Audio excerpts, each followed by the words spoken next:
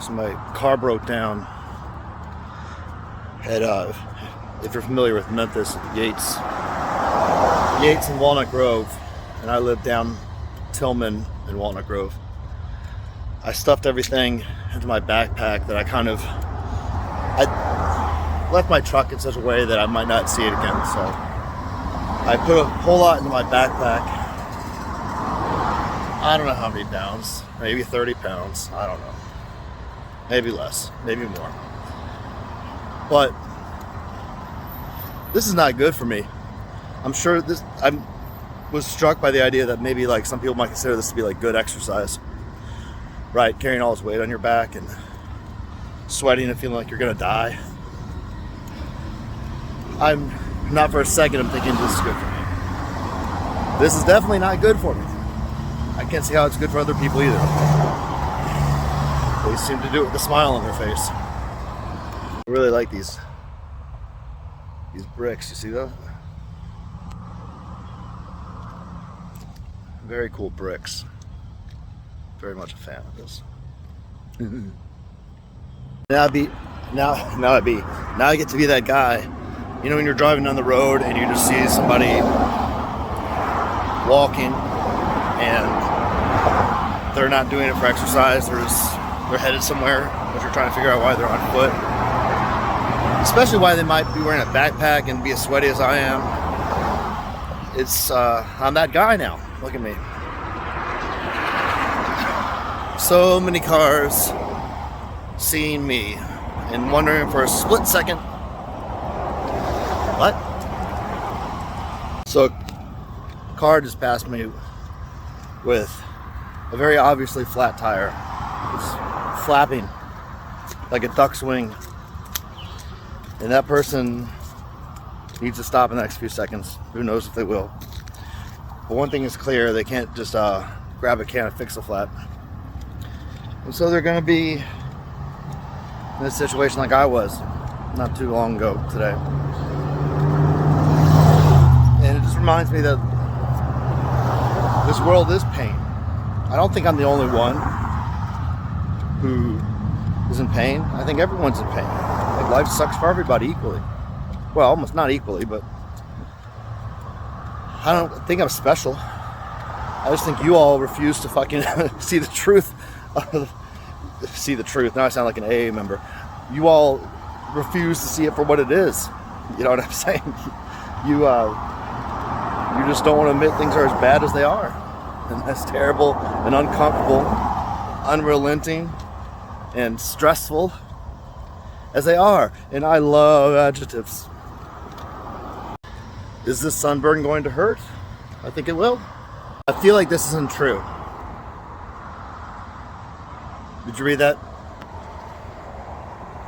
I feel like it isn't true. Now let me get out of here before they call the police. Thinking, boy, is he going to be sore tomorrow? But I'm not going to be sore. I don't get sore. Nothing I can do physically will make any muscle sore on my body. I'm saying, you know, no amount of anything makes anything sore. I guess I'm blessed in that way, right? What a blessing it is. Suffering or death. It's everywhere.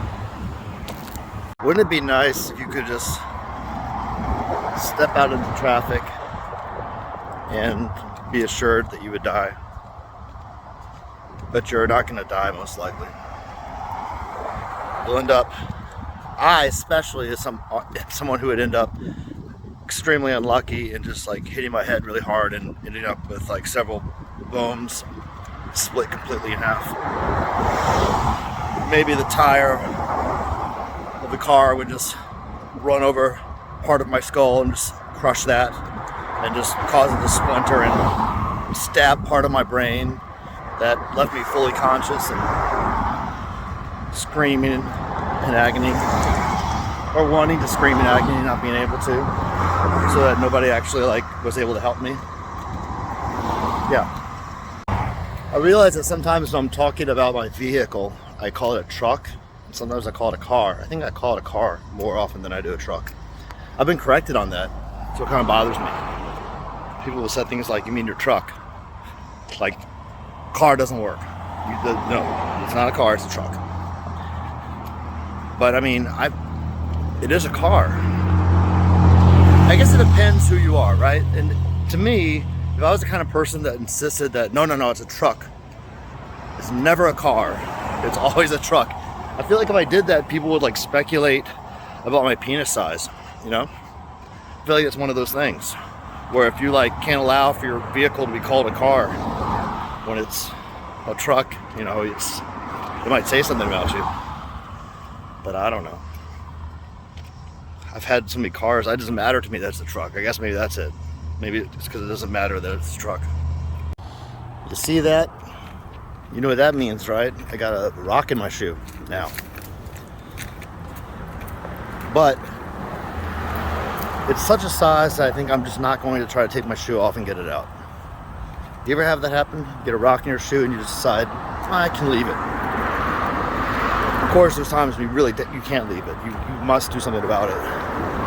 But I think I can just pretend this rock is not there, and maybe it'll disappear after a while. We're gonna see.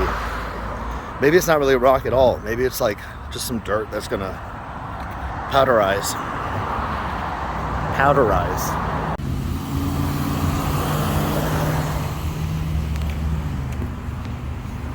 It's something. I bet people have seen this place before.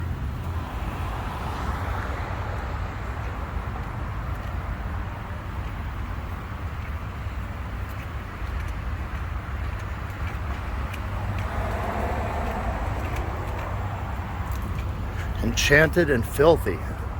I'm right near the corner of Highland and Poplar, Highland and Walnut Grove now. About to head into Kroger. I am out of my telmisartan, and that is a necessary medication. So, despite wearing the backpack, as much as they like to think I was gonna stuff a bunch of meat into this backpack, the chances of that are about as likely as me stuffing a bunch of meat into a woman, so I'm not gonna worry too much about it. I need to check about this telmisartan, because it is a blood pressure medicine that I am inexplicably out of early. So, there we go. I stuffed the meat in the bag. Stuffed it. Which means I fucking paid for it, man. Everything's a fucking sexual joke with me, in case you haven't figured that out. Why did I buy groceries? Why did I do it?